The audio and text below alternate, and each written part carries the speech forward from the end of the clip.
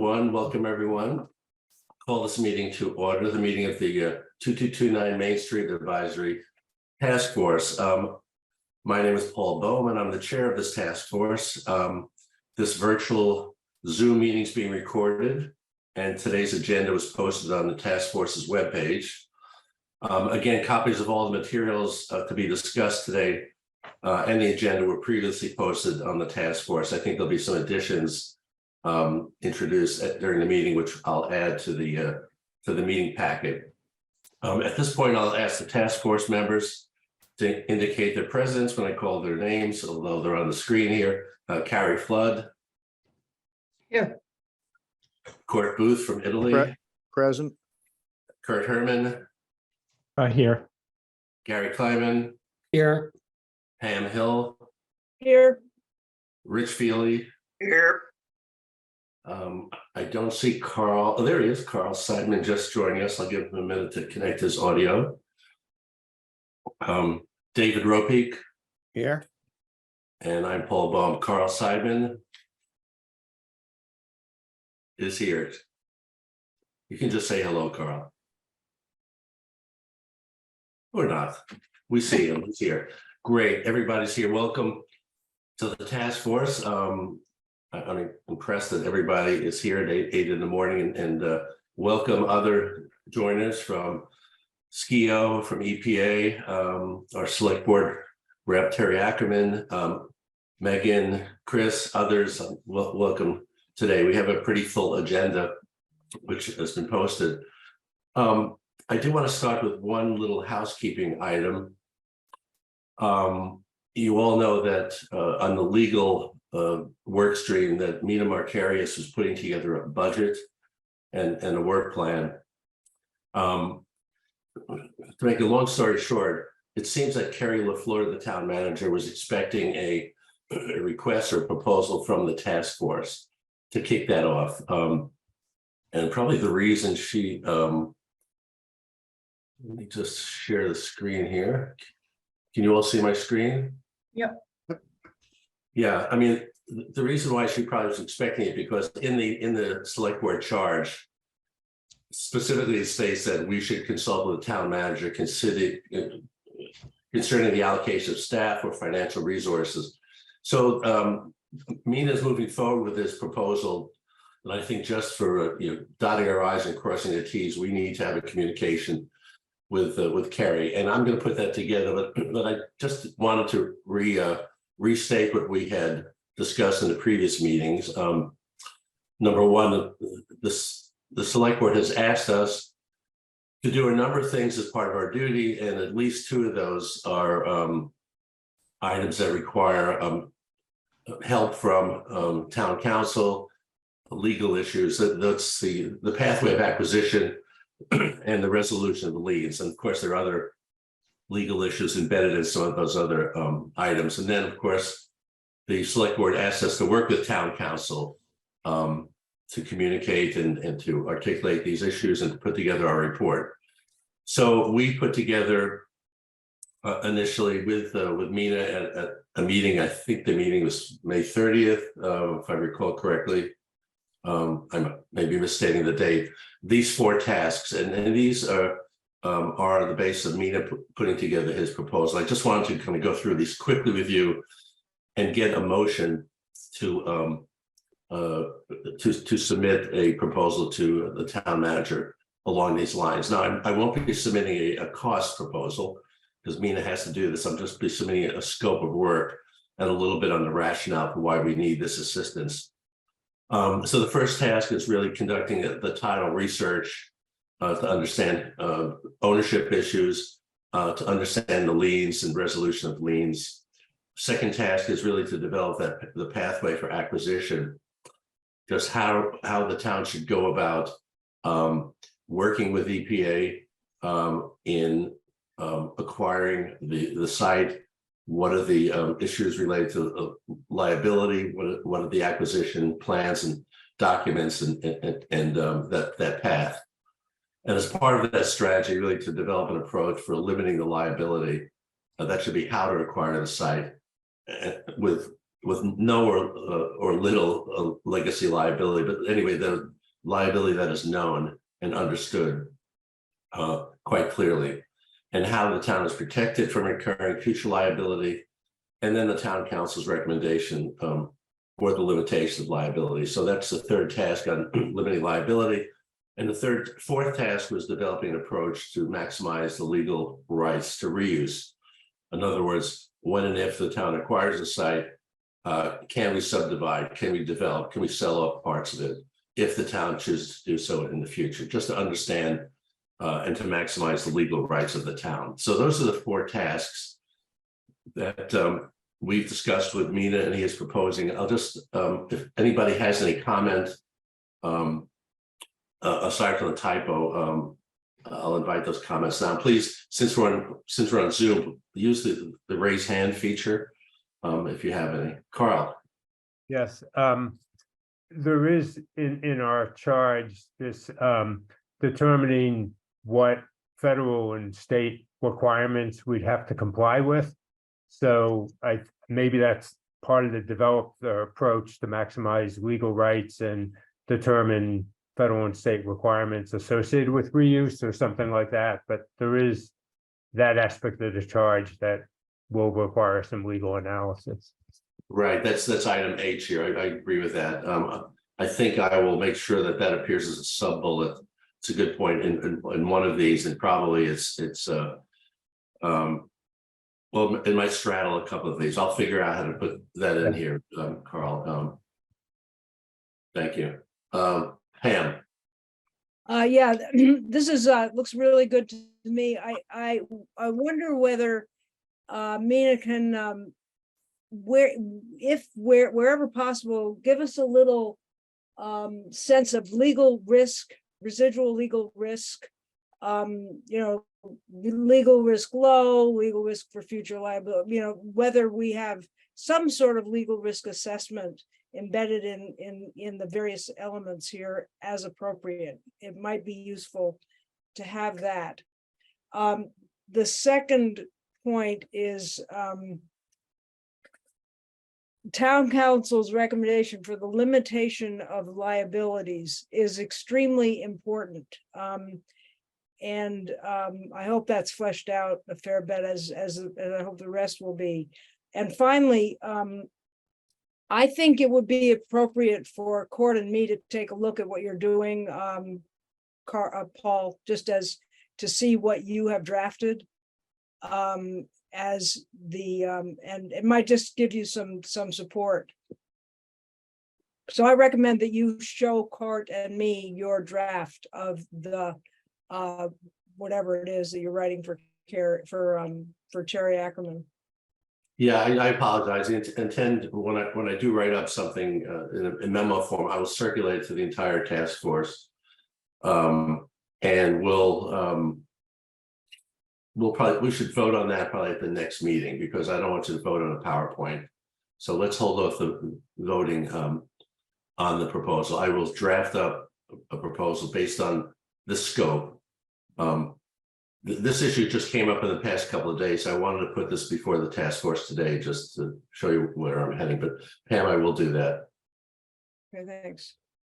And the legal life, if he can do something to give us a sense of residual legal risk in various situations, it would be useful. For example, I would imagine that legal risk for any of the known issues is probably relatively low. The legal risk with respect to the unknowns or the maintenance of institutional controls and that sort of thing may be dependent on certain approaches that we take, and some may be present more risks than do others, and that might be useful to know.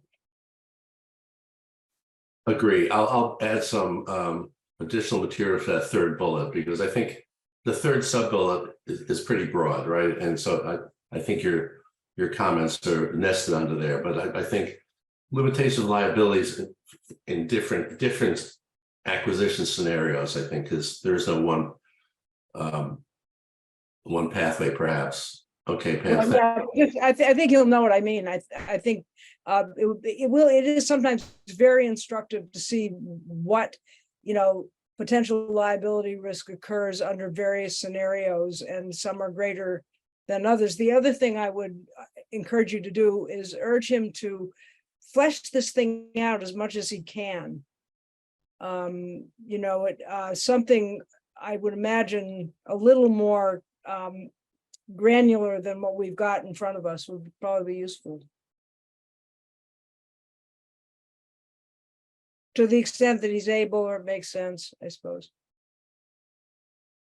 Okay, well, let me work with Megan and Kerry on this. I know that he has drafted I've seen some language.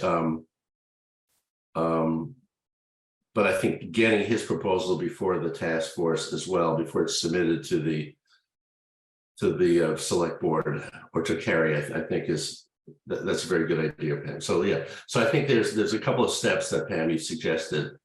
One, my sharing what draft that I put together, and two, sharing Mina's proposal as well. I think as far as specificity, I think he can only go so far on that, but because I think things will be uncovered as he does his work. But I do acknowledge the need for more detail, Pam. Yeah, no, I don't want him to think that I'm looking for a 30-page memo on things we don't know yet, but I do think that, well, I don't need to belabor it, but just giving him a little bit of encouragement on fleshing things out to the extent that he's able to, and including the risk analysis to the extent that he thinks that's possible with respect to certain elements of this. Yeah, also remember, this is going to be interactive, and we also have SKIO and their help. So, I mean, during the course of this, we're going to be asking him with SKIO and with us questions and fleshing this out as he does his work. So I think there's going to be an evolution of this particular set of tasks as we progress, as we learn. On that score, I gather that there will be language that we're submitting to him where we anticipate that and suggest to him that we expect this to be iterative, and there may be subsequent, fleshing out of the path for legal work. I mean, you would want to put that in whatever you send over to Mina, is the expectation that we will be perhaps asking for more. Okay, got it. Thank you. Okay, that's it for me. Thank you, Paul. Okay, Court. Yeah, just to follow on, I've got a comment and then a question. As to the comment, I think Pam is going down the same path I want to, and that is to make very clear that, well, Pam and I don't presume to do any of the legal work. Mina's work has to be coordinated with ours ultimately, and with SKIO's and others. So that reference to, if you will, the iterative approach and the evolution of this, as opposed to a single document from Mina, I think is important, so that we know how to coordinate after he gets going. The question is, per public purchasing law, are we actually putting an RFP on the street that is a competitive, so to speak, RFP, or are we simply mapping out for contractual understanding what Kerry is going to do on behalf of the town to engage Mina for this specifically? Do we know? I can't answer that on behalf of the town. Maybe Megan can. Of course, Mina is retained as town council. Exactly. Yeah. For other matters, and I think the question for Kerry and others is whether these tasks fall under, his future work. I think that Megan, are you on the? Oh, this Terry. Terry, why don't you address that? Yes, I believe it's the second option. We're sketching it out so that Mina can know exactly what he's doing and put some cost estimates together, because we don't have a budget for it yet, and the select board is going to have to figure out where this money is going to come from. But it will be Mina, as far as I know. So if I can pick up on that, Terry. So one, we engage him to work up a budget, and then two, presumably we work on him to execute on the work outlined in that budget. Yes. Okay. Okay. Thank you. I'm set. Okay, Gary, Just a quick clarification. I see in your slide, you ask for a recommendation from town council on the method of acquisition. I'm just wondering to what extent he also will opine on the ownership structure, or whether that is being left to Carl and his work stream, whether we want a legal opinion on various ownership structures or not. Just a question.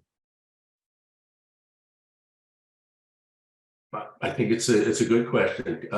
Carl, what's your thought on that? We're kind of, question number one is how does the town acquire the site? Question number two is what does that look like? I do think it straddles, and I do think that's a good point.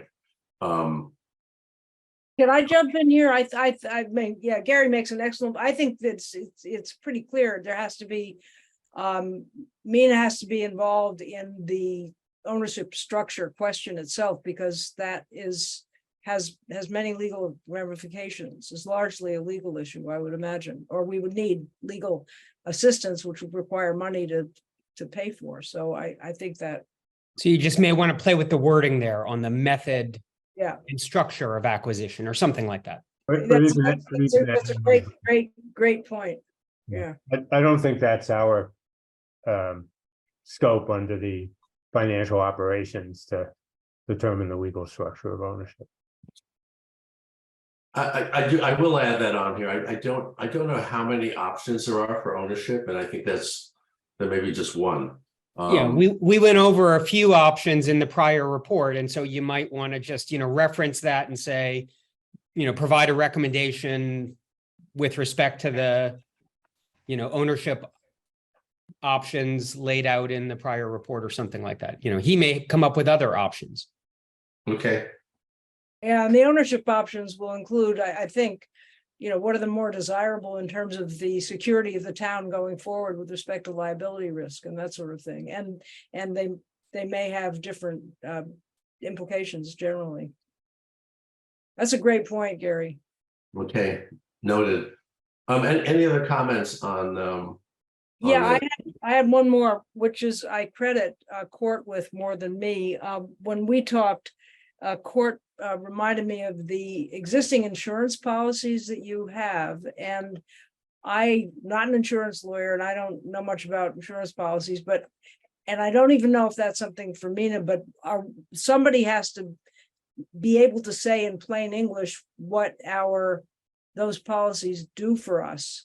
I gather they're only relatively limited in duration, like 20 years or something, but I don't know if this is right for town council, but it may be. So I wonder whether or maybe it's already in there. I don't know. Well, it's in the duties, and I think it's nested in Carl's area, sort of. I think there's lots of questions about insurance and coverage and whether the town can be covered as an operator. I will leave that for Carl's work, and whether he needs advice from Mina on that or from insurance professionals. We have Chris Carmody, who's really in the middle of insurance and risk for the town. So I think Chris is going to be a resource on that. It may be useful just to get Mina's take on what's embedded in insurance issues that may be actually have some legal import, but up to you. Okay, I'm not sure he's an insurance guy. I'm not sure Well, no, exactly. that's the point. The point is that he would have access to a guy with insurance expertise in his own office who's a lawyer if we needed that, Okay. Okay, so I'm going to proceed with two things. Offline, I'll speak with Megan and Chris about proceeding, but I will draft up a proposal from our task force and circulate that so we can discuss that and vote on that at the next meeting. In the meantime, I'll have to see where Mina is on his proposal and whether that's ready for review as well. So those are my two actions. Okay. Just a comment, I told you this by email. I am likely not to be at the meeting on the next meeting, so I need to be given instructions on how to comment on all of this stuff. Because I do have, this is something I'm interested in. Okay. Got it. Okay, thank you. Next topic on the agenda. So we had our site meeting on June 28th, and then just briefly, since we didn't have a lot of time to talk on site, we all dispersed. Just wanted to see if there are any comments, thoughts, anything learned, any concerns based on what we heard at the site meeting.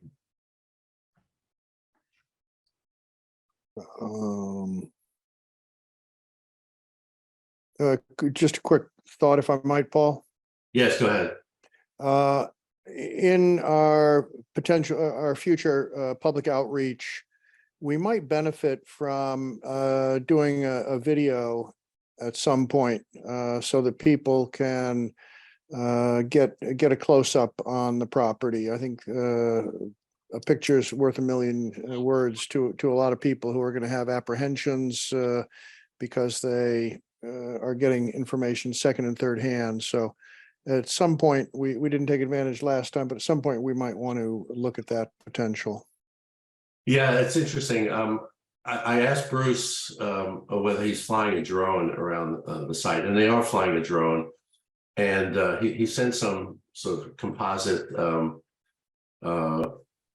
images, and maybe Kara would know. I think getting some appropriate drone footage and maybe a series of photographs. We did that for the reuse report, where the town actually flew a drone, and I'm not sure where that footage is, but I agree that walking around the site is one thing. Flying over the site and looking at it is actually way better than a map. So I agree, Court, that I think that would be useful. I wanted to, I see Pam raise her hand, but I wanted to put up one of my concerns just for her conversation here. So one thing that surprised me a little bit in Bruce's talk was discussions on the schedule, and not that the schedule is, am I sharing my screen? Can you see my screen? No, not now. No. Okay, let me, should have had that. Stop share.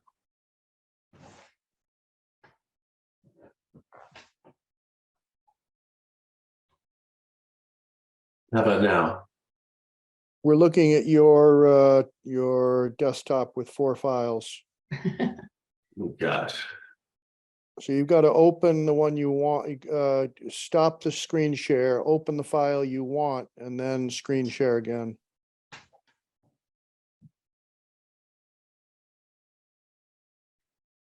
The file is open.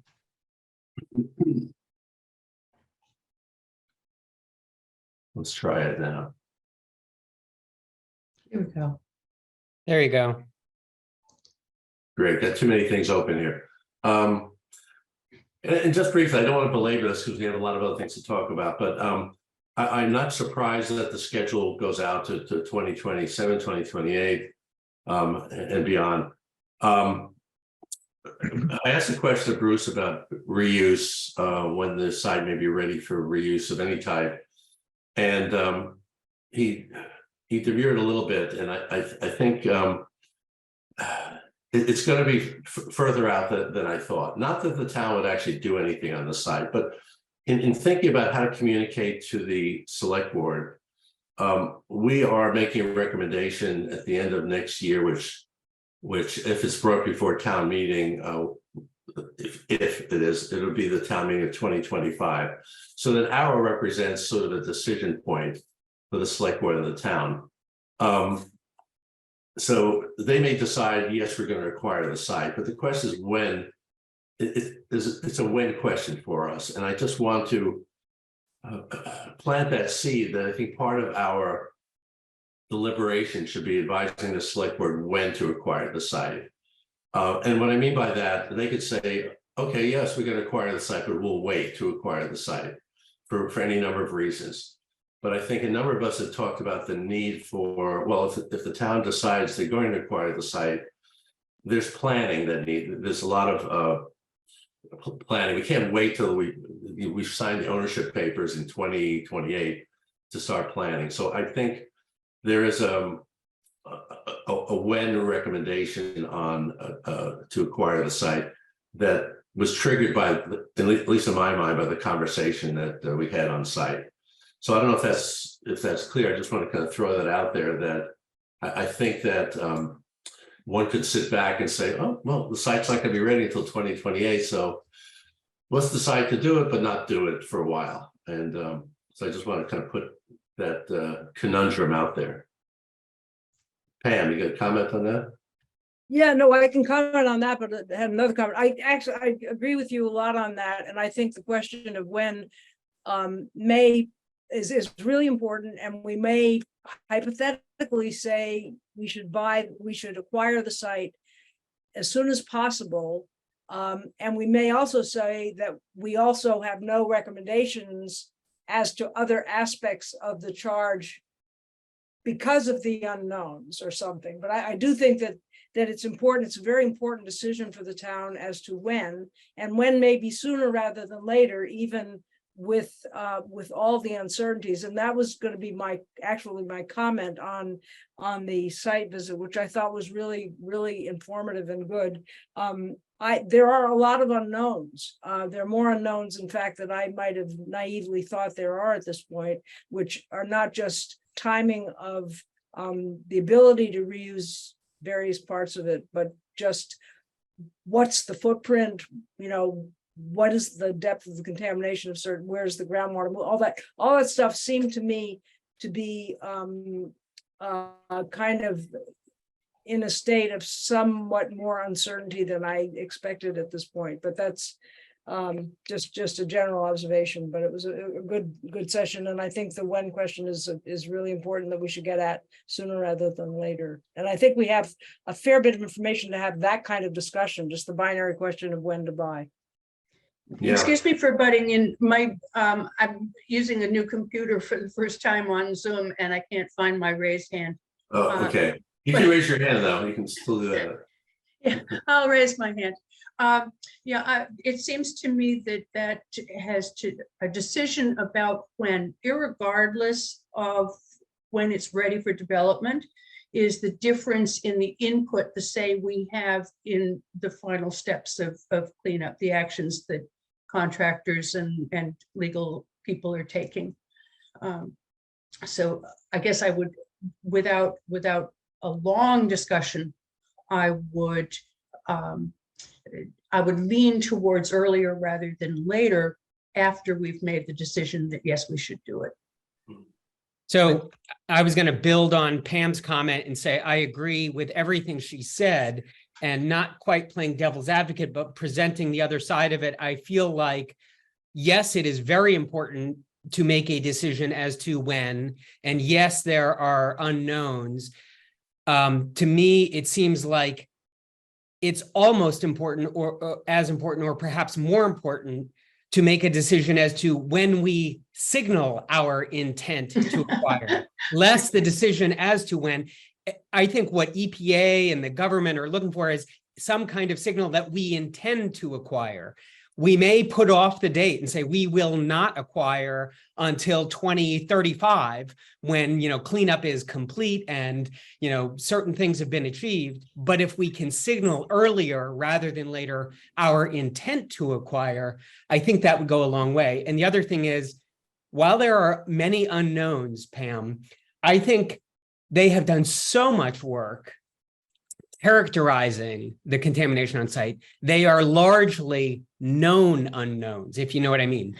They have already designed the studies that they are going to carry out to determine the unknowns. Yes, they're still being occasionally surprised. Well, this was deeper than we thought it would be. Yes, we're still chasing, but they know what the unknowns are, and so I feel like, sort of building on what you just said, Carrie, I think we can, if we satisfy the legal questions we have about liability and so forth, I think we could start to signal intent early, even if we make a decision to acquire late in the process. So just wanted to put that out there. Yeah, I think it's a good point, and I think this issue is a little bit fluid because I don't know if intent is sufficient in terms of the grand scheme of things. I just don't know.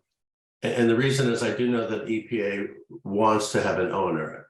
That doesn't mean that has to be us, but from their point of view, I think they want to have an owner, and because these the NAULs have to be executed and signed by some owner. So if we indicate our intent, I don't think we can sign those until we actually are the owner. No, absolutely. That's what I'm saying is we can put off the decision to acquire till later, but we could provide an intent along with a list of when these conditions are satisfied, we would intend. And so at Yeah. least then they know, all right, we've got to get this in place, we got to get this in place, and then the town of Concord has an intent. So my comment was more, it was sort of focused on what else the town should be doing between the intent and the actual execution. And in terms of planning, there's a lot of planning for this site and townwide planning on use of sites, whether it's housing, whether it's recreation, whether it's any infrastructure. The town is going to need, if they have an intent to purchase a site, I think we need to articulate things that have to be done between the time of intent and the time of actual execution. Maybe that's obvious, but I think that there are other activities that need to take place so that when we do acquire the site, we have some head start on what we're going to do with it. That was my point, I think. Pam, is your hand still raised? Yeah, I'm sorry it is, but I just wanted to say that some of what you said, Paul, probably we should get assistance from town council on that stuff, because I think that you're gonna have to heavily lawyer this material, the acquisition to ensure that we are swaddled carefully in limited liability. So I think, roping the town council into helping us know when we can actually do this and under what conditions is really important. The other thing, and this is really a question to the entire group, maybe Gary, you have a special knowledge of this, but I'm just, and this is, I hate to be intuitive, but, and I hate saying things too early when I don't know enough, but I'm of the impression that we could make a decision on whether to acquire relatively soon. I'm not sure that is, I think there are a lot of elements to the answer that are not dependent on the kind of the stuff that will become very important when we think about actual uses of the site. But I'd just be curious as to other people's view of that, because I wouldn't mind pushing that question as if I'm right about that. Gary, do you have thoughts? Certainly, but no special thoughts. I think everybody on this committee probably has a view on that. But I don't know. I'm sort of tongue-tied here because I think Paul and I both would agree. I mean, we made a recommendation to acquire 4 years ago or 3 years ago when we, issued a report. So we definitely feel like the town is ready to make that decision. Yet the select board wanted some more due diligence from this committee, including, I acknowledge that we didn't get town council engaged, and that is critical before we can definitively answer the question. So until we have Mina dig in and look at some of these things, we heavily suspect that there is a liability-free method or low liability method under Superfund law. We heavily suspect that we know the, environmental contamination well enough. So yeah, I think based upon the prior work, a lot of the folks who served on the earlier committee have a strong suspicion that we are very close to being able to make a recommendation, but there are probably a few T's to cross and I's to dot. Yeah, I would say, yeah, that's right. I think I would go far. I think there are more than a few I's and T's. And I think the whole success of this depends on nailing down the record for our liability protection. I really think that's important. Okay, I think we're right there. I think we're pretty close to that. And so it becomes kind of a binary thing. I mean, you need that legal work And the legal work will, I think, disclose a kind of Oh. readiness for us to take some steps that would involve acquisition and then not go farther, because then there's a whole bunch of work that has to happen over time. Okay, that's good. So I think it's definitely with the limitation of liability is a key. Yeah, I don't think we have to bring that up again. That's a main part of the legal work. I think the past iterations of various task forces, there's the 2229 Main Street the Main Street Oversight Committee put in a warrant article, authorized the town to acquire it at the right time. The reuse committee said, here are the ways to do it. I think we need to be more definitive, and maybe the word is aggressive, and say, town, here are all the reasons for doing it. Here's the legal protections. You're ready to do it. It should be done at a certain time, but in advance of that, planning has to occur. That's my point. My point is, beyond the decision of acquiring it, there's a lot of planning. What are we going to, and this is this is a good segue to the next part. What are we going to do with the site, and how are we going to develop that? That requires years of planning, and we can't wait till we acquire it. And so I'll just leave it at that. That was my point in sort of looking at the schedule, that if we make a recommendation to acquire, we have to say, you should acquire it at the right time, but in advance of that, there are other activities that need to occur. That was my point. Kurt. I have a somewhat unrelated comment on the site visit. And just my impression from visiting now twice is just the scale of the work they're doing, not just from a remediation standpoint, but also from a civil engineering standpoint, in terms of just changing the topography, the stormwater improvements, the utilities and infrastructure, and how important it is, if the town moves forward with acquisition, to be able to influence the decisions towards the intended post remediation use. Basically leveraging the work they're doing to get the most out of all the work that's being done. Again, not just from a remediation standpoint, but just from really a civil engineering standpoint. I think it's a good point, and I know Bruce Thompson and others have made that point many, many times. And maybe that is once the town has an intent to acquire it, and maybe even before that, we ought to have input on grading and other civil engineering issues to benefit the reuse. And I think, again, there's another segue to the reuse segment here, but I think the reuse needs to draw on sort of the civil engineering parts of what's going on right now. I guess I had one other comment, Paul, and that's Yeah. the whole question of acquisition and intent. I think it's important not to think of this site in isolation. I think it's really important to keep in mind that every day there are brownfield sites that are being redeveloped into more intense use. There are dozens and dozens of examples of towns doing similar things. So I think, we tend to focus just very specifically on this site, but I think it's important to keep that in mind, that there's really a rich history of this being done successfully across the country. I'm working with an unrelated client in the Midwest right now to do this very thing. Right, and there are known pathways for doing this with maximum town protection as well. Carl. So I just want to go back to the decision to acquire. My interpretation of our mission here is that the select board want more due diligence to understand the implications of acquisition, including liability, including risk, including what it's going to mean operationally for the town, what it's going to mean financially for the town. So I think it's incumbent on us to kind of complete that due diligence, before making that recommendation, so that's my only comment on that.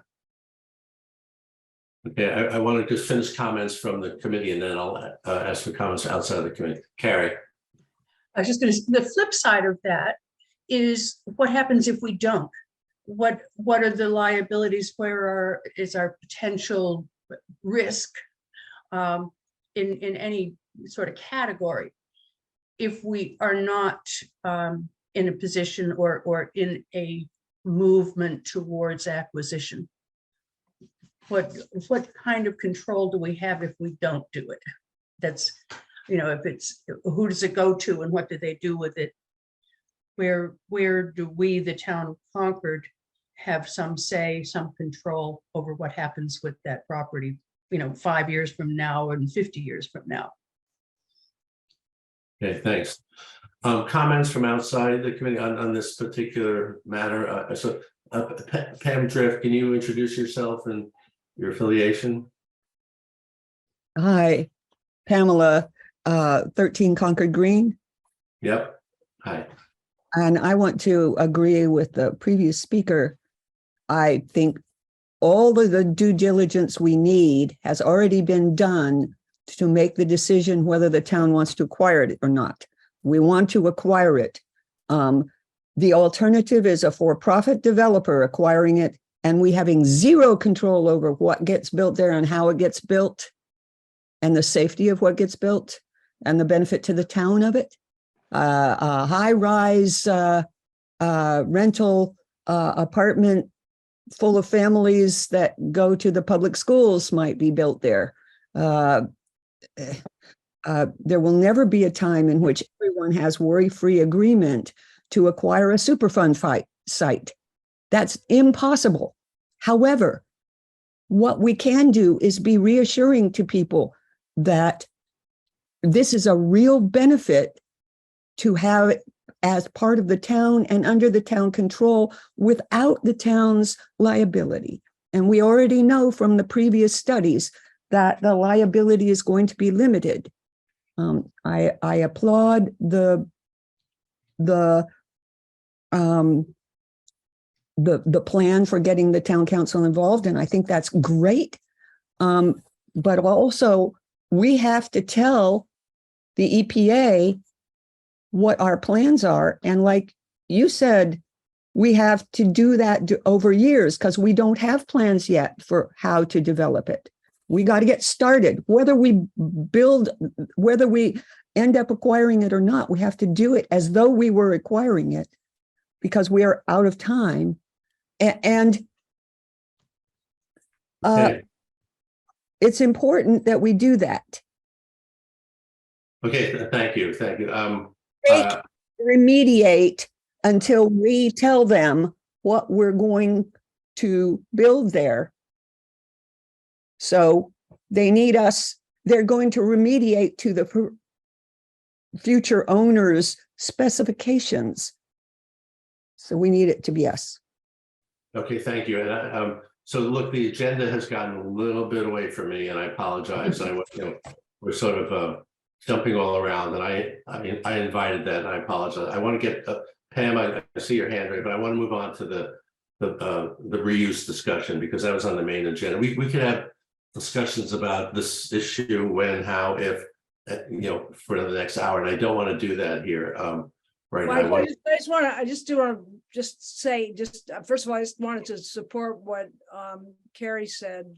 I would like at some point for somebody to clarify, maybe it's town council, maybe you guys know it already, but can somebody right now come in as a private developer right now and build on that place? Somebody could just send me an email letting me know whether you know the answer to that. I just want to know whether is it right now a situation where if we don't act, somebody else could swoop in right now. Just send me an email if you know the answer. Well, I'll answer that right now. Somebody Okay. can swoop in and buy it right now. They can't develop it until the site is released by EPA, but they can buy it right now. And the town may or may not have control through zoning. Okay, at the highest level, those are the three answers to that. Yeah, and the zoning we have control through zoning. Okay, I'm not going to waste any more time. Thank you. No, you're not wasting time. It's a great discussion. Okay, Gary. And Rich, I know Gary and Rich circulated a document. So I'd like to spend the remainder of our time at the end, we have to approve minutes, but discussing at least one, if not both, of the work streams that we chose for the agenda. This is the reuse work stream, and I'd like to get to the safety and risk work stream. But Gary, why don't you take the conversation? You can share your screen, I believe, if you want to show those slides, and since as well. Okay, so let's talk about I think we, Rich and Matt and I discussed it, and I think Matt is going to share his screen. Okay, And these are slides we circulated last night. Sorry that they were late and not in the packet, but we've been doing some thinking. Rich and I had a quick meeting, and we followed up with the team at Skio, and they were very helpful in helping us develop sort of a roadmap and timeline, as they had suggested in an earlier meeting, for what the reuse options workstream might do to complement what we've already heard from Carl. Great start in terms of thinking about, an operational model for, and what Pam has been pursuing in terms of a legal acquisition workstream. So, in terms of thinking about the reuse options, if you want to go to the first slide or next slide, Matt, our preliminary thinking was first, this roadmap was developed over time. We didn't start with this, but we thought, okay, after we had had several discussions trying to put the various pieces that we had come up with in an order, this was kind of the closest we came to sort of almost a chronological order or a roadmap for how our work stream might proceed. Really, we thought, the master plan was sort of the starting point of reuse options because, in the prior committee, we spent a lot of time thinking about reuse options, not definitive options, but thinking about the site, the characteristics of the site, and, had come up with a master plan. I'll show you on the next slide. But really, if that's the starting point, it's because we've already made a decision to acquire. So in our minds, the work stream for reuse doesn't begin really until we make this decision to acquire. We've all talked about, whether we've spent a long time talking about, is that really intent? Is that signing a document? Maybe it's both, maybe it's, but until there's some kind of decision to acquire, the reuse work stream isn't really meaningful. So once we have made a decision to acquire, and it could just be an intent, once we've established an intent, then the reuse options has meaning. And we believe that reuse options workstream begins with the master plan. Gary, can I ask you a quick question? Can I ask a quick question? Do you think that what we're going to do with the site becomes part of the decision to acquire, or are they totally separate? In other words, is the decision to acquire based on the value of why we need it? Because you seem to separate the two. Yeah, let's run through this and then we'll, reflect on how it may come together. Because I think going on to the very next thing is, I think in part an answer to that question. Once we have made, the work stream, the reuse work stream relevant, we're starting to think about reuse options. Rich and I, sat and talked about this, and what we felt like was important was to really start to gather data. What the public is sort of looking for in terms of reuse options is to have some research, some gathering and organization and analysis of data that helps to inform what kinds of reuses would be, useful, preferred, safe. There's all kinds of adjectives and, there's subjective terms and things like that. But what we need is objective data.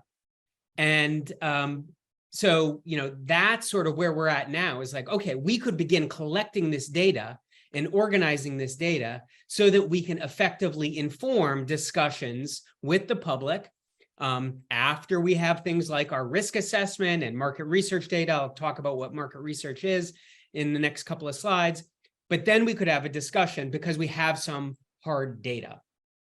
And that would be useful in sort of helping to narrow into a specific concept, perhaps, or maybe, a couple of scenarios that factor in, public input, but also some of this hard data that would be collected under a due diligence phase. And then, that would help us to develop a final recommendation. So to unpack this sort of roadmap, we have a few more slides that we'll go through. If Matt, you want to go to the next slide. We start, hopefully you all are familiar with the master plan. That's where we would start, or what we were thinking we would start with. This is in our prior report. If you haven't looked at it, go back and look at it. We have a number of notes about, this master planning concept, and you can have total flexibility within this concept But basically, we're, recognizing that there are several reuse zones already that exist because of the topography of the site, because of the nature of the, former contamination, because of the natural features that exist. It probably makes sense to consider reuse options that fit within this master plan, that take advantage of some of these natural features and, existing features on the site. So I don't want to spend a lot of time going through the master plan in detail, but, this has been presented in the prior report, and I assume most of the committee members have already at least notionally looked at this. But if you go to the next slide, what we've really been thinking on is, all right, so how do we do some due diligence that would be useful for moving us forward relative to the master plan? What kinds of data do we need to collect? In what order, and how would it be used? And what we were thinking is, in chronological order, the first step is exactly what Rue Associates are doing, is we need this health risk assessment data by zone. So by, zone A1, A2, A3, even C1, C2, get the health risk assessment done so that we have some understanding of how various uses in each of those zones would be safe or present, certain risks or not. Having that health risk assessment data is one piece. Rich is going to talk about market research data that would also be useful by zone to help us decide, what kinds of uses might make sense. And then community criteria. This comes from the prior committee. We've talked about in our prior committees, looking at uses on one zone or on the entire site that would, provide multiple opportunities for the town to take advantage of this redevelopment opportunity. We've talked about environmental stewardship, uses that would be, highly sustainable, or uses that would advance the town's sustainability framework, such as, solar and grid storage opportunities. We've also talked about criteria like community synergy. What are things that tie in not only to the Thoreau Hills community or the Cranberry Hill development, but also what are uses that would be useful in terms of helping our neighbors in Maynard or in Acton that are, abutting this property. So we've talked about a lot of different criteria that should be considered when we think about uses. So factoring all of this in a way that once we have this hard data, we could then go out to public input, seek some public input. And then, that would also require us to look at various ownership models in the work stream that Carl is leading. And so, we kind of put this in a rough chronological order, but once we have that hard data, the process would be for the A1, A2, A3, even, zones B and D. We were thinking that it made sense to take almost a zoning approach to thinking about uses. And the way our zoning bylaw works, and there are advantages to using our existing zoning bylaw rather than creating a special overlay district, which would require town meeting approval. But, using a zoning model, what you do is you identify the allowed uses for each zone. So if you look at, just zone A2, the pine grove of trees where, right now there's no contamination, it's just sitting there, it's a giant hill, we could look at that and say, what kind of uses would we allow there? And just start with that, not determining what we recommend as a use, as a starting point, but rather say, what do we want to prevent from being on that one, almost taking the opposite approach. So just coming up with a comprehensive list, or what are the allowed uses for each one of these zones, that would keep it as open as possible. And the reason we're thinking about starting broad and then focusing narrow later in the process, rather than trying to narrow down to a specific concept at the start of the process, is what David is going to talk about next. If you look ahead and cheat, as I did, one of the things he says is a few risk communications basics is that to establish and maintain trust, we have to be careful as a committee to avoid any hint of advocacy about any option for acquisition or future use of site. So our approach, Rich and I were thinking that we want to avoid advocating for a specific concept early in the process. And the way we do that is by starting with this zoning approach and say, let's first just think about what are the range of allowed uses. Maybe housing is allowed on one of these sites. Maybe recreational uses are allowed on this site, but we're not going to allow earth removal, or we're not going to allow auto shops, because we don't think those are appropriate uses for the site, either because of our health risk data, because of our market research data, there's no, viable use for that, or because we think it's inconsistent with our environmental sustainability or our community synergy criteria. We have some reasons for justifying why we're allowing certain uses in certain zones. The right-hand side of the chart is showing something slightly different for zone C1 and C2, informed by the prior committee's work. And I think informed by, what is just common sense. If you look at zone C1 and C2, there's really, this is untouched, sort of uncontaminated, largely uncontaminated. There's a little corner of the bog that has some remediation, but really, this beautiful natural habitat with some trails already there, easy to link to additional trails.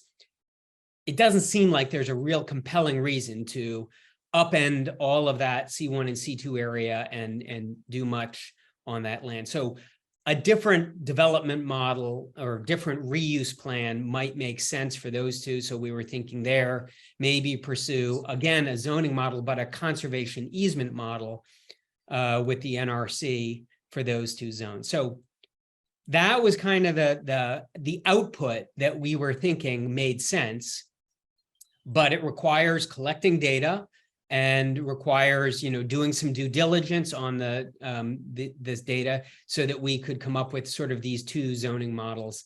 And I think I'll pass off to Rich to better define what we mean when we talk about number 2 there, market research. Okay, thanks, Gary. We don't want to consider something that would never happen. So, I think our research is to determine if the history of the land would be a barrier to the proposed use. In other words, we might all want housing, but if anybody who builds housing thinks they can't sell housing on that site, then obviously that becomes a lower priority. What kind of land do you need? And the conditions under which reuse might be economic or marketable. So, obviously, town uses largely depend on the cost of the town of the use and the savings or additional costs associated with it. But fundamentally, at the moment, there's a lot of good ideas out there. And as Gary says, the zones have been tentatively identified, but we don't know which, if any of them, would fly. So if I could have the next slide. So here's what we think we need to do with SKIO's help. So you can see for each of the concepts that were discussed in the previous report, what we think we need to do and who we need to get information from. In other words, multifamily housing, clearly there's a need for that in the town, but would anybody want to develop it with the history of the site? We don't know, we got to find out. I'm not going to read all of these, but you can see where we're going. If you're looking at mixed use, again, the same thing, the developers, but if it's mixed use, would people want that site? It's not right on the road. There are commercial uses around it. Would this be good or would this be bad? So again, talking to people that would give us some idea of whether there would be demand for retail as well as housing on that site. So that applies to a strictly retail development as well. Offices, is there a market for more office space in Concord? We don't want to recommend this if we think that in general, Concord may have more office space than it can sell. I know there were some suggestions for specialized, incubators and things like that, but I think one's got to look at what the, demand would be. Transport hub, that makes some sense, I think, but we don't know what the traffic is. In other words, if the traffic going by there is going to the West Concord Depot or to work in Concord is one thing. If most of it is going on to Route 2 and then in or out of the city, that's different. So we want to get what traffic data we can. We can't necessarily, do a full traffic study, but, let's see what we know about origin and destination of the people currently going by. And then, one thing we probably could do is survey the people and the projects around it and say, where do you work? Where do you go? If there were shuttle service and parking here, would you use it? So we get some idea of that. Could I have the next slide, please? So recreation, we know this is something a lot of people have focused on. So we need to look at the town's plan, but also, what's the record of existing use on the existing sites? And what's the demand where this would be closer than Rideout or Emerson or something like that? So that's something I think could be done just by looking at the population immediately surrounding this. DPW has been discussed. I think they have said they don't want to move, but I think we got to talk to them about why they think a move is inappropriate, what it would cost them, what the downside is for them. But if that freed up a site for something else, then that potentially is something that should be pushed on. Same with light and power, but there I think there's a very specific need to find out, okay, in an era of a fully renewable electric grid, how much storage do you need for the days when the sun don't shine and the wind don't blow? And I think they should be able to help us with that. They also have several sites around the town. Could they consolidate around a energy storage facility as well? And then finally, town offices. I don't know. Is there potential need for more space? Is some of the space going to be outmoded by 2030 or 2035 when this could be built? Can the existing sites be reused for something? So that's, essentially going through by use, or as identified in the previous report, the additional information we want to have. And the idea is to be able to present that along with the risk data in public meetings and say, this looks viable, this is of questionable viability, not to rule it out at the time of the public meetings, but to provide input so that the people who come and express a concern about what is done with the site can have some idea of what's realistic and what's not. So that's what we mean by market research. SKIO would help us. I think Gary and I are going to have to talk to some key decision makers and some people in the development industry and things like that. But that's the plan. So I think that's my last slide. Okay, so I'm Matt Roby. I think I've met all of you before. I'm with SKIO Solutions. And to support Gary and Rich in this work stream, as back in, I think at the end of May meeting, we had offered to put together a kind of work plan and schedule to support this work stream's activities. And this is what we came up with. And so I'll just walk through this briefly. So here we are in summer 2023 across the top of this chart, we have phases, but then we also have sort of, the season summer 2023 through summer 2024. And we have the activities in the top section of the table and the sort of outcomes of those activities in the bottom section. So what we're anticipating here is that in summer through fall, that there's a generation of a list of allowed uses by zone. And this is sort of following what Gary had suggested as sort of the zoning model approach of allowed uses. What's the universe of those uses that could be allowed in each zone? And then define the criteria for evaluation and prioritization of those uses, based on the other activities that might be risk, that might be market research findings, that might be operational economics considerations, and community input. So, maybe it's as simple as that, but some sort of a determination of how those lists may be evaluated seems like it's key.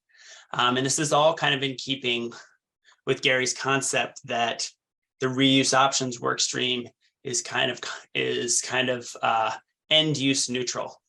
That like the goal is to provide a neutral process that can organize the range of potential uses and prioritize them based on the full committee's work. And so that's one kind of piece, is just sort of setting up that structure. And then there's conducting the market research. And so Skio and Rich and Gary will work together and collaborate with you all to compile, as much data as we can, do interviews, and pull all that material together, organize it, and present it to the task force for discussion to figure out how to move forward. And then essentially what we would envision is that we would create sort of interim outcomes of that phase one research, like a list of allowable uses by zone and associated maps, based on the market research and possibly the risk considerations. And then as it's time to move into community input and have a public meeting of some kind, then that information can be further refined by additional risk assessment findings and by that community criteria that comes out of those community meetings. And then by the time we get to spring of 2024, we would be anticipating that hopefully there's a way that we can start to roll in the operational economic considerations coming out of Carl's work stream. And then I guess at least on Skio's end, we would be prepared to help sort of summarize materials in some sort of draft narrative form and presentation form, however is needed. So that's kind of that's what we put together in terms of the work plan. At the far right side in phase 4, there's really sort of the synthesis and prioritization of the options into a defined set of scenarios. And that's, like Carl said, that's late in the game. And we didn't commit in this work plan to whether there was one or not. And so I think that was one of the questions, Gary, you had posed in your roadmap out front. So I'll stop there and turn it over to Gary and Rich to take it from here. Well, I think that's it from our side, so I don't know, all of this is open for discussion. So we have, been thinking about this from our perspective, our work stream, but, obviously this is a committee decision. So, there it is. So I would turn it over to the committee, and I see David had his hand up first. David. Wait. I want to pose the question first. Comment. I think there's a very logical and sensible progression here, and I really like it. I want to comment on the front end and the back end. I like how we're getting started sooner. Well, one of my questions was, do we have to wait for Rue's work and you know, the health and safety part of it to get going? And I think it looks like not, although that comes in and becomes a constraint at some point. So I like that we're thinking about this, and then that the health and safety work, you know, becomes another criteria in the allowable uses, but we don't start off with that. On the far end of this, apropos of earlier discussions, I think this stream should suggest and work into a planning effort. So if the town decides to acquire the site, this should be a roadmap for planning. By the end of this, you know, this could be turned over to Megan or the planning as a template for planning.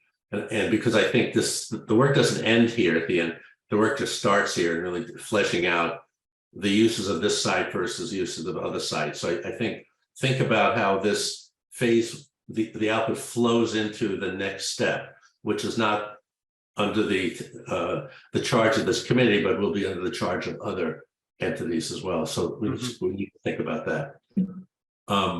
Great. Start at the top, David Ropeik. I have two thoughts. First, and this pertains to everything that we've discussed, not just this topic.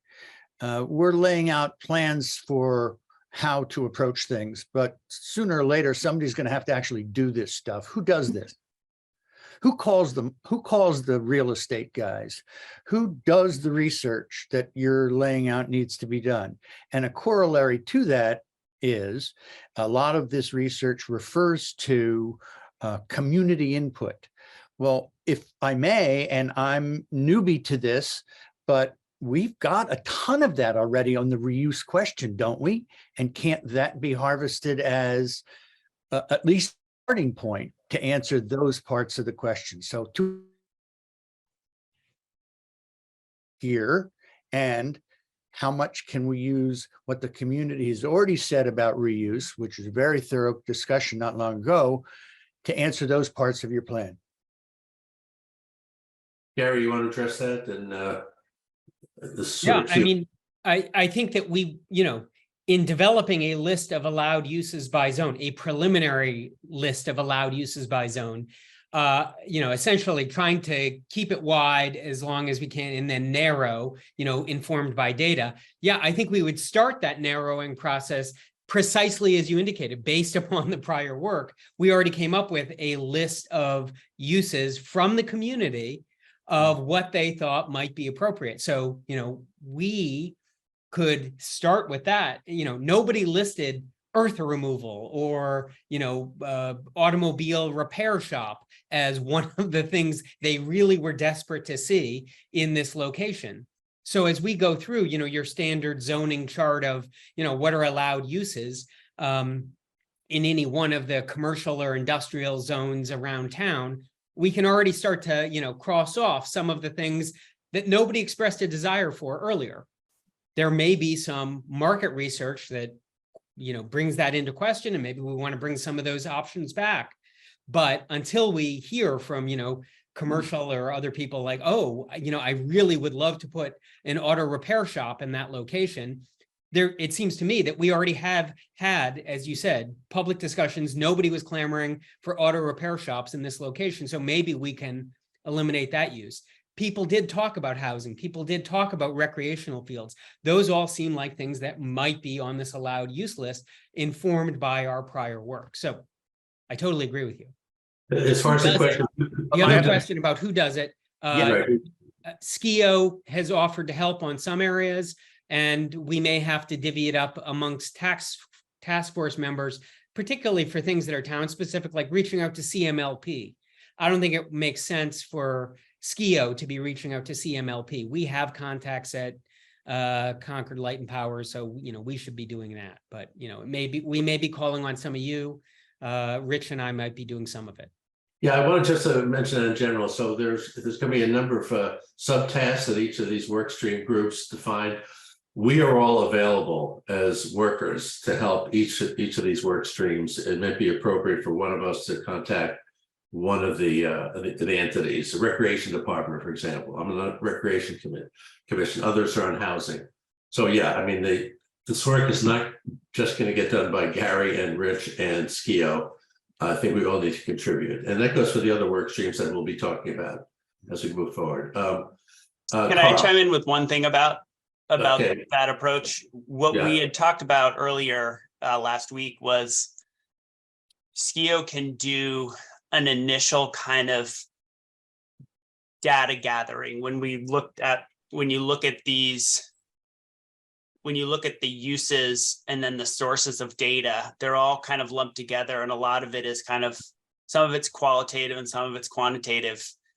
Some of it we can go back to previous studies and work. Some of it we can pull geospatial data that's available. Some of it's going to require getting down and actually talking to people. So what we've proposed to do is that initial sort of data compilation effort, organizing it into, for example, like there's going to be like supply side data versus demand side data, which seems kind of important here. Like we've sort of lumped it all together in this piece, and I think it will be interesting to be able to provide a useful way to sort of inform the financial due diligence down the road for Carl's group too. So that's kind of the thinking, is that Skio would provide this sort of initial work, the container, and then support it with the interviews as it makes sense. Okay, just task force, a process check here. We're running long, and at the bottom of the hour, there's still hands. I don't want to truncate the discussion. I have a question for David and for Kurt. Is that, can we move your piece to the next meeting and have a full discussion, or do you want to cover that for some timing reason to extend our meeting to cover it today? David, Kurt, any? I was waiting for Kurt to see if he said anything.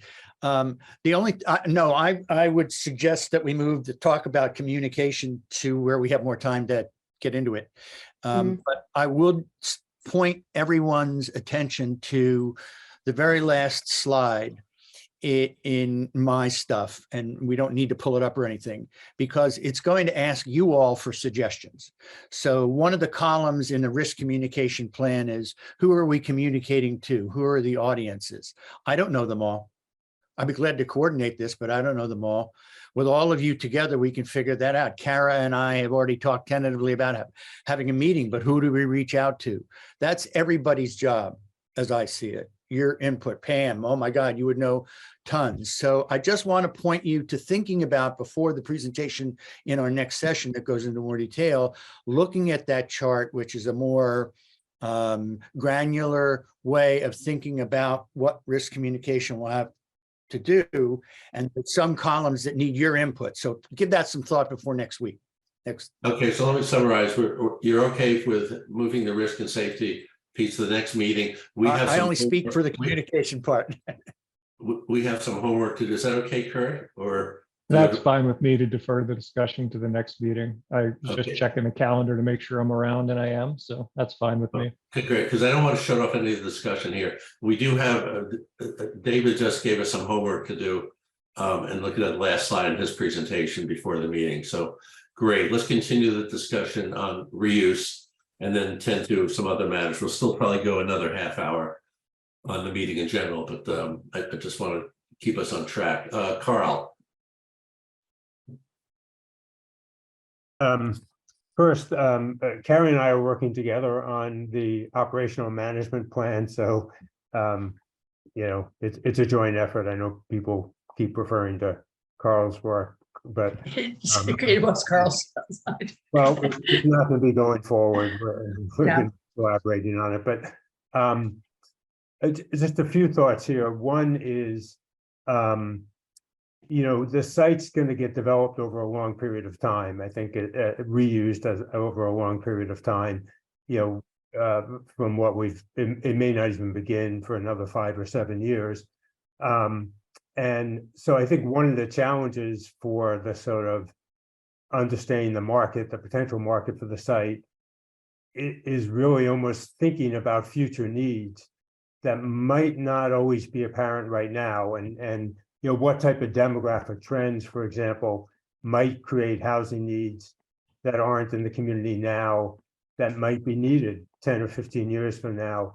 You know, what sort of economic trends might create needs for different type of space that we don't necessarily envision if we just talk about, you know, office space now. I mean, 15, 20 years ago, people wouldn't necessarily have foreseen the emergence of co-working space or the scale of lab space that the region needs. So, you know, I know it's a difficult challenge, but not to kind of constrain our thinking by what's in the marketplace now. I know that's a very challenging issue, but, you know, thinking more broadly about some of the economic and demographic changes and what they might pose for a largely built out community, and how a site like this might be able to address needs that we anticipate 10 or 15 years from now. So I just wanted to raise that question. And then I think on the issue of speaking to developers and brokers to understand the market reception to the site, I think that could be very tricky. I think if you speak to developers and brokers who have never worked with brownfield sites, they may have one perception. You know, developers or brokers that have experience with some of these type of sites might understand the opportunity different. So, you know, if the extent you rely on interviews with players in the marketplace, there's a lot of perception that might influence that, and who you choose to speak to is going to influence the nature of that data. So I just think it's something to think about it as you do that part of the research. I agree. Thank you, Carl. Okay, Court and then Pam Rockwell. Court first. Yeah, mine's very brief. I simply want to know, not necessarily for debate, what's not on the where we can get data municipal slide. One, no reference to Council on Aging and elder needs, and our demographics are changing in this town. Two, no reference to regional dispatch, and that's now a current conversation. Again, I'm not advocating anything here. I just want it noted. And then third, we've got the Peabody site coming online. So anything we do over here is going to be done in light of the fact that we're doing something over there. So just for context, the timing overlaps. That's all I've got. Yeah, you know, I was going to bring it up earlier because I know Megan and I have discussed this wider town real estate, town planning beyond our committee. I think that's beyond, it's relevant, Kurt, but kind of beyond the scope. But as we evolve and things change in town, we may want to revisit that. I think we got to focus on this side, understanding that it relates to a larger town planning process.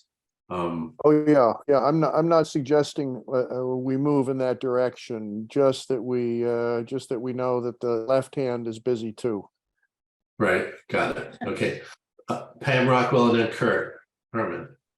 So I wanted to point out that we had done market research as part of the reuse planning committee work. And one of the things we found is that people did not want this site to be a parking lot for other communities.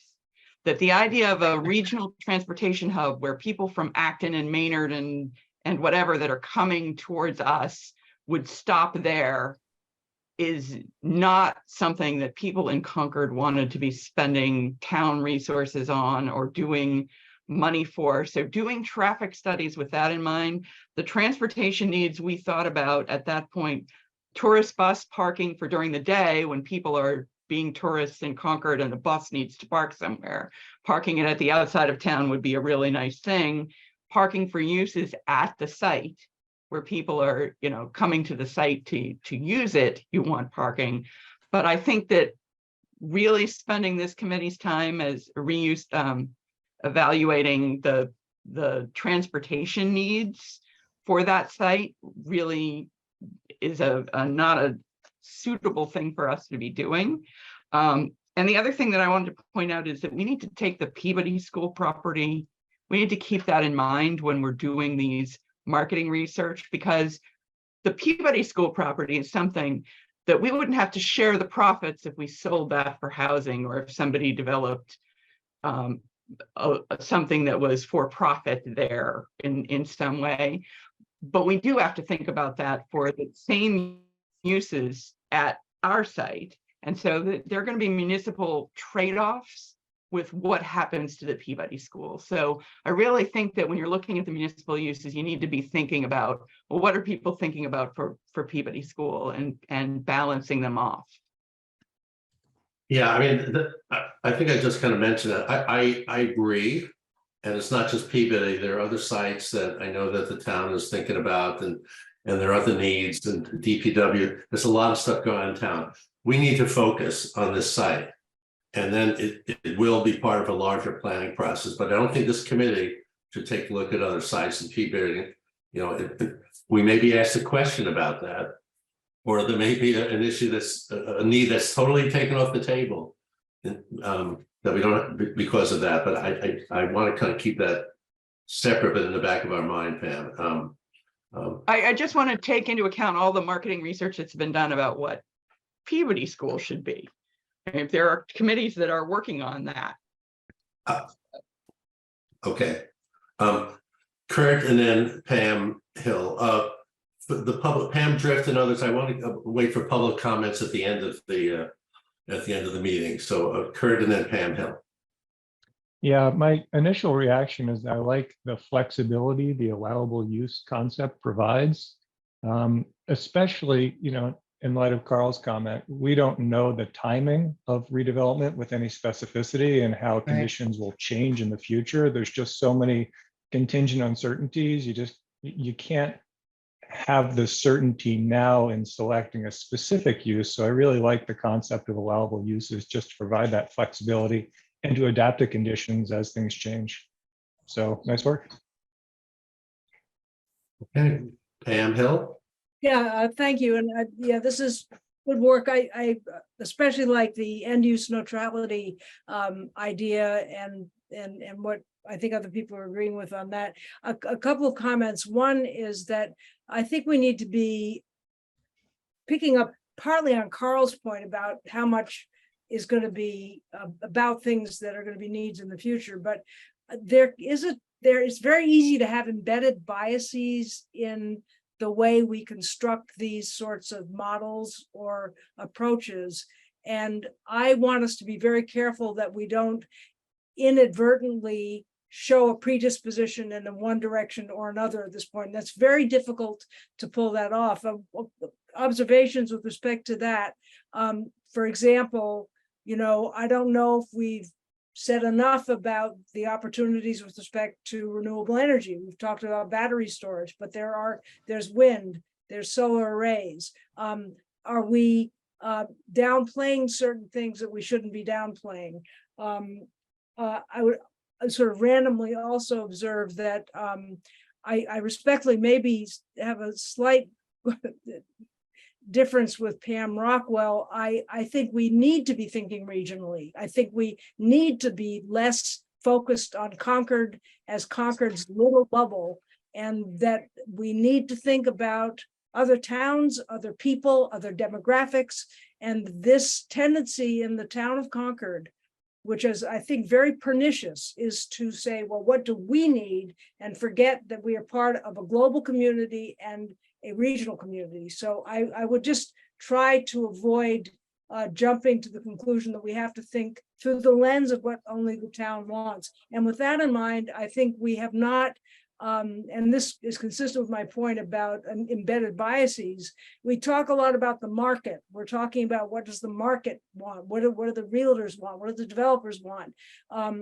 I think we need to think about values that are less comfortable, that maybe the public doesn't think about enough. What does the rest of the region need? What is the problem with our demographic and our exclusionary zoning? What are the kinds of things we can do at this site that will benefit people who maybe don't speak loudly in the town of Concord, who are less empowered? And you know where I'm going with this. I think we have a huge responsibility to work on saving Concord from a very, very bubble-like world that we're increasingly creating here. And I think 45 acres of a site gives us an opportunity to think of those values as well as the normal ones about free market interests and developers, that sort of thing. And finally, I would just make a more specific point, and having been on the light board, I think I'm informed by this. I think I'm really excited about your marshaling data as we go. I think there's parallel data that can be developed a little more aggressively. For example, I think if you're talking to the light board, I wouldn't just interview them and do phone calls. I think if we want real thoughtful responses from various town entities, we would ask them for something in writing. We'd say, this is what we have. Can you really think through and provide us a memo or a report on what you would like to see? I mean, I certainly know, having been working with people on the light board, which I'm no longer a member of, there's a lot of interest in what to do with solar out there. And I think just a phone interview is not going to cut it. And I think that's true for other town entities. So that's my pitch. Well, I think that is definitely true for other town entities. I know at least 2 town entities that specifically are looking at this site for future. One is, the whole housing community, and the other one is recreation. There's, specific planning going on within those organizations at various levels. So there's a lot of sort of active thinking that we have to sort of unearth and include that active thinking in the process here. Yeah, but my point is, I think interviews and phone calls don't get boards and entities to do the kind of digging I think you really want, and you have the luxury of getting from them. Yeah. Frank, you have a comment? Yeah, no, I just wanted to say that on the housing thing, I totally agree with the idea that we should not appear to favor any particular use as we do our research. I do think there's one, as far as I'm concerned, principle, which is if there is housing, it has to be mixed income. The idea that we're going to build low income housing only on a site that is a Superfund site, I think would be a mistake. So that's a bias I have. I don't know whether others share it, but it doesn't prevent us from considering a broad range of housing as long as it's mixed income. Yeah, I want to comment on, we've had sort of meandering discussion and commentary on embedded biases, on advocacy, on specificity.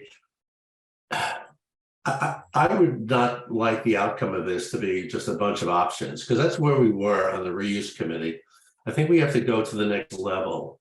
Very thoughtful recommendation based on all the research and all the input.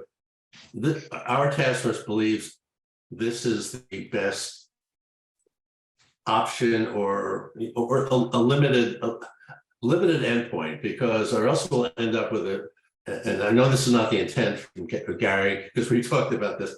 I don't want to end up with the same, okay, we can do 3 different things here. We have to be a little bit more, we have to propose something and get feedback on that, what that something is, and we should adjust that feedback. But I think what should I say, there's a bit of a top-down approach we need to take at some point based on all this information. This is our best thinking. What do you, the town departments of public, think about that? And then we adjust that. So I think I want to get there where we have a very thoughtful plan, not a shovel-ready plan, but a thoughtful plan. And then we get comment and we can adjust that plan, as opposed to a list of potential uses, because I think that's not a great advance of where we are right now. I could be way off base. I see lots of hands raised, but I want Gary's input on that as well. Well, I mean, I don't disagree with what you're saying. It's more just there may be practical limits to how specific we can be. And I just, coming from the planning board and coming from a zoning perspective, I can't tell you how many times people, when we're talking about a specific site, say, well, I want an ice cream shop there, or I want a dry cleaner there. It's not our choice. Sometimes you just say, as specific as you can get is just commercial or, residential. And then it's up to a private owner or a private developer to decide what they want to put there. So that may not be our total choice. But anyway, Yeah, no, the definite constraints on what we come up with and all those you talk about it. We're not going into this blindly. I'm just saying we need to advance significantly where we've been on planning. David. Just want to qualify my caution to all of us to be non-advocates, not at the end, Paul, as you suggest, because I agree with you. I think we should have priorities that we suggest, if you will, or we can phrase it however we want. But along the way, every conversation has to be an open-minded conversation. We haven't reached that point yet. And so we can't sound like we're reaching that point in advance. And people take from that, oh, they're on the side of this, that, or the other thing. So it's a process relationship thing while we're interacting with the community and everyone, that we come across as open-minded until we've reached those endpoints. I agree completely. I don't want anything I've said to be taken out of context. We That's all want to end up. We want to end up something that's thoughtful, that has input, that has the proper constraints, that is well thought out and has a lot of input. But we need to end up at a point that can then be taken forward when this committee in the next steps. Pam. Yeah, just to make sure I comfort you too, Paul, I very much hope that we come to a fairly specific set of recommendations at the end. I really do. That's what I think is very important that we do. My point earlier about embedded biases or being careful about data gathering is just a axiomatic that you all know that it's very possible to produce data gathering materials that are themselves prejudging outcomes. And I think we could get close to doing that if we're not careful. I think what David said is absolutely on point, and all of us are saying we got to be just very open-minded at this point, gather data as openly as possible. I love what Carl said about the future being an extremely important element here, but I'm all for like a rather pointed set of recommendations. And so perhaps to illustrate an example of what David and you're talking about there, Pam, I am disclosing publicly that I have a predetermined, or not predetermined, but I come into this with a bias on the question, decision to acquire. I've already said, I think the town should be acquiring the site. That's my bias. I come to it informed by 3 years of prior committee work looking at all of these questions. So I have that bias, but I am disclosing publicly, I'm open-minded. If your work, Pam, and working with Mina comes to a very different conclusion than what I have seen previously, that the town somehow is liable or there is risk, or this what I have determined previously is incorrect, I am open-minded about changing my mind. But right now I'm coming to the decision to acquire with this bias. So I'm hoping, David, that you're gonna acknowledge that's okay, as long as we disclose our biases and are open-minded about changing our mind. Maybe that's the way we proceed. But Gary, I mean, it's important that the data gathering process doesn't disclose to the public a certain direction that we have no business taking yet. I mean, that's all. And I think we could be, and I have a bias, and I'm with you, by the way. I'd be flabbergasted if we would ever decide not to acquire the site. And I think there will be ways to make it legally defensible. They may be expensive, but we can do that. And I have biases about no affordable housing on the site. I can disclose those, but I think that we have a responsibility to be eliciting and not tipping our hands too much on all this stuff. Okay. Okay, two more comments, one from Pam and one from David. Then we're going to move into the next and final part of the agenda, and then get public comment at the end and move on. Pam Rockwell.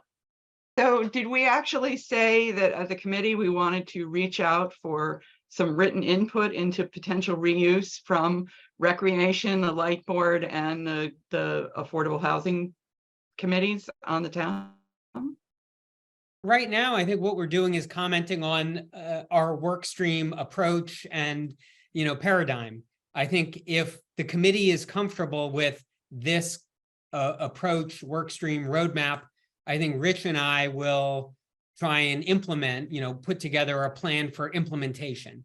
And we will probably be reaching out to specific committee members, like clearly Paul Bohm, on the rec committee. We're going to be reaching out to you to say, can you help us gather data? But, we're going to huddle with Matt. But, what I'm hearing from the committee is a general validation of this approach and roadmap. But in response to Pam Rockwell, though, I mean, I specifically say, I really do think you need to get some more, pointed requests from especially places like the light board. I mean. Yeah, I don't think Gary's not saying that. I just think at this point, he's going to think about that, and that'll probably be the next step. Pam, are you okay? Well, I do want to sort of formalize that. If we're going to say that we're going to ask for committee input from other committees, that we need to give them some time to get their act together and not just informally. Yeah, we're not going to formalize that at this meeting. I'm going to one more comment, unless there's a really important one from David Ropik, and then I need to get closure on the meeting with the next agenda topic. David Ropik, last comment. This is a political enterprise as much as it is just a pure fact-finding enterprise. Yes. The public needs to trust it. So Gary, as to your point, we all have our biases. We can put them all on the table. But when I was a reporter, I had my biases, and I did my best to leave them at the door when I walked in and picked up my notebook. That's how I'm thinking of how we need to behave towards this process, so that politically it is a valuable process for the select people to use at the end because it was trusted. That's all. Okay, so I really love the energy of this group and the commentary, which suggests to me the agenda for our previous meetings need to be more limited so we can have more discussion. I think as we flesh out these work streams, it's going to be really important. So the next agenda will be largely focused on the risk and safety piece, but I do want to do final two things. I want to look at our minutes and ask for any comments on the minutes. They were in the package that you have. I'm trying to find it here. Yeah. So we have the sorry. And I just moved to approve. Yeah, we have the June 27th meeting minutes, and then there's also the minutes of June 28th site visit. Are there any comments on, if you've reviewed that? We hold off your motion until we have any comments on the minutes. Yeah, Paul, if I may. Yes. You were good enough to flag my draft of the minutes regarding Mina's comments, where I picked up, he had outlined 3 paths forward, and you said maybe it's 4. And I know on his more current data, it is indeed 4. I still think I heard 3 at that meeting, but I don't want to get into the weeds on this. Are we happy with the way this reads? You should be reflecting what the meeting said, right? Which I think was 3, but I didn't go back to the tape, I confess. I think his 3 as well. What's that? I remember that it was 3 at the meeting also. I thought. I remember 3, but Okay, it's actually 4, but you want to where is that in the minutes? Let's see. Having a hard time seeing the screen here, sorry.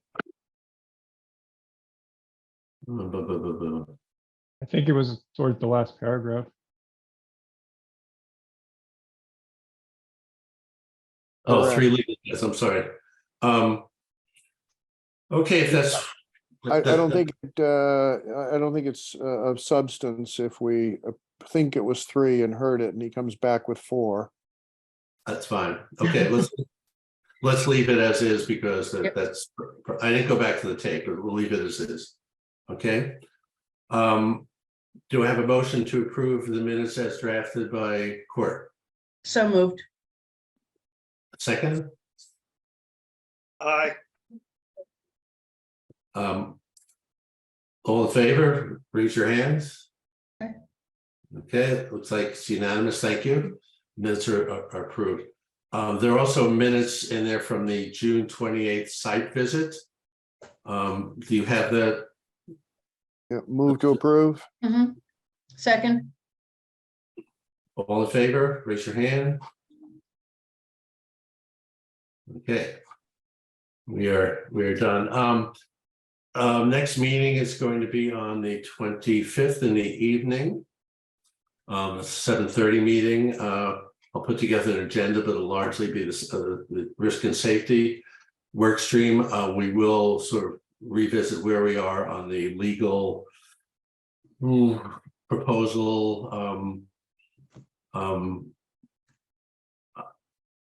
letter to Carrie from the task force. I will circulate that beforehand, so we'll talk about that. And Pam, if you can't attend the meeting, you can reply to me one-on-one, but by email on any comments, but I'll get that out.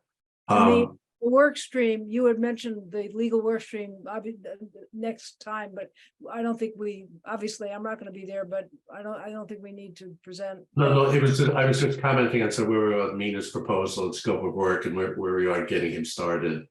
I have to say, not that, remembering that SKIO is also a resource on the legal side. So if we have to wait for Mina to get going, Pam, you and Court could also talk with Kat West at SKIO, who has a lot of insight on legal issues. She is an attorney. She's not town council, but you know, we don't have to kind of sit on our hands. That's an interesting question, actually, on dueling. I think Court and I can talk about that. Maybe a conversation with Mina. I mean, that's an interesting question. You know, how do we utilize these various resources? But Yeah, for right, that is. I'm just saying that. Yeah, go ahead, Court. yeah, for right now, Pam, perhaps we could consider 2 meetings out. We might have a first draft with or without Mina's information to support it. Yeah, it's fun. I'd rather have, we should talk about that, but 2 meetings out. But when is that? Whenever that is. Okay, so we'll revisit that as we go. Any comments, Terry Ackerman, Select Board, any comments? Thank you, everybody, for all of, this is such a hardworking, energetic group. It's really fun to participate and just listen to the talent here is incredible.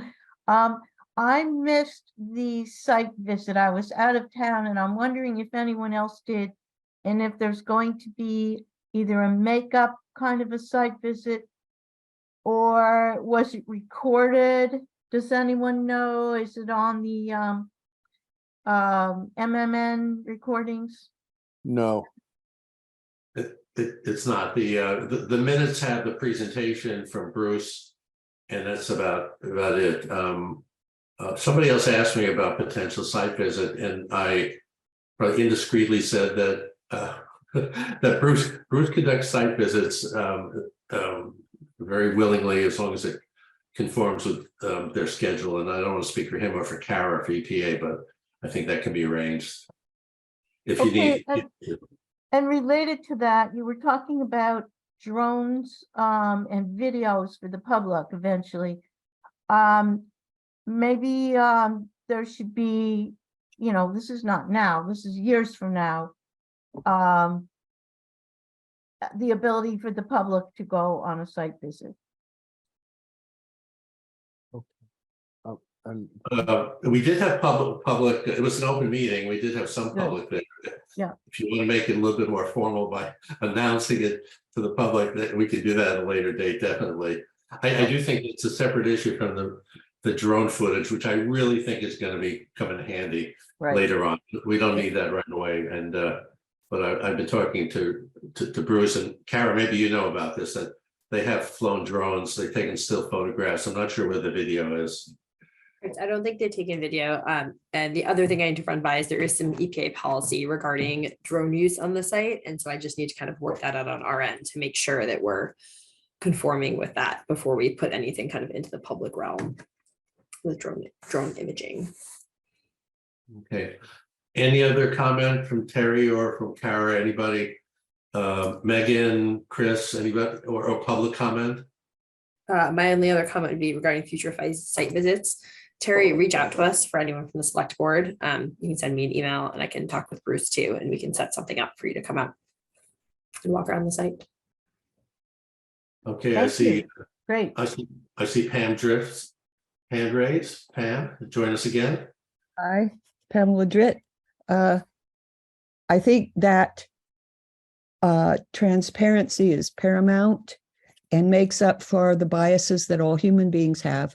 You can't lay them aside much as you want to, but as long as you're expressing what you truly think and being open and transparent about it, nobody is threatened by it. Well, most people aren't. Public import is important, not just from the public to you, but also from having regular meetings such as this one, sharing the kind of information that you guys have developed to the public. So nobody feels left out or blindsided by not knowing what's being considered and proposed while it can still be influenced. And I think these open meetings are wonderful and important. Thank you for the hard work you and the previous committees are doing. I know it's frustrating having people ask the same questions that you've already answered months and months ago, again and again, but transparency is important. And part of the problem with development acceptance, we saw the transparency and the including of the public in the results happen with the new middle school, but we didn't see it with the new high school. And the difference in how that worked with the town of Concord is, I think, really clear. And I think we are doing the right thing by doing it the way we're doing it with the StarMet redevelopment. Pam, I appreciate your comments. Appreciate you actually joining us. I wish other members of the public would join us. Not that I want to fill up with 100 people, but there should be more public interest because of the opportunity here. And it's not an uncontroversial project with a lot of opportunity. So I think with time, maybe we'll get more participation on these calls. That'd be great. And these meetings are being recorded, right? And posted on the website. Yes, so you can refer people to them when people come up and ask questions. And also, the town is essentially being the developer and the manager for this project. And developers need to make plans and proposals before they get permission or even know there's going to be the ability to implement them. For example, the developer of the new 40B development on Baker Avenue had expended lots of time and money creating plans and proposals and meetings with the public before they're even presented to the town for approval. They might have all that time and money wasted if the town doesn't approve it, but they still have to do it. All developers do that. And we aren't exempt. Okay, well, thank you. Thank you for your comments, Pam. Thank you for the committee. It's a great meeting. A lot of things to think about. I'm really I'm pleased and honored to have a whole list of notes to act on here. Okay, so with no further comment, I'd like to adjourn the meeting. Any objection to adjourning? Thanks for a good meeting, Paul. Thank you. You guys make the meeting. Although it went over, I can't promise it'll be on time each time, but these discussions are really very valuable. Thank you all and have a good week. See you in a couple of weeks. Thank you.